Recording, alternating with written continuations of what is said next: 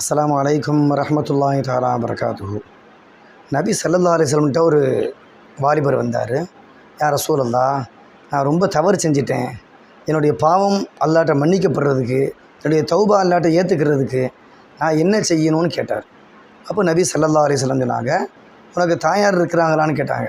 யா ரசூலல்லாஹ், எனக்கு தாயார் இறந்துட்டாங்க அப்படின்னு சொன்ன உடனே, அப்படின்னா உன்னுடைய தாயுடைய சகோதரிகள், உன்னுடைய தாயுடைய உற்ற நண்பர்கள் யாராக இருந்தாங்கன்னா அவங்களுக்கு போய் நீ பணிவிடை செய்யி, அவங்களுக்கு உபகாரம் செய்யி.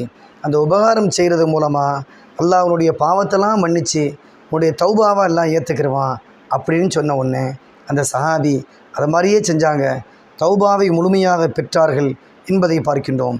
எனவே பெற்றோருக்கு பணிவிடை செய்வோம், அல்லது பெற்றோர் இல்லை என்றால் பெற்றோரோடு பிறந்தவர்கள் அவருடைய நண்பர்களுக்கு உபகாரம் செய்வோம், இறை நெருக்கத்தை பெறுவோம்.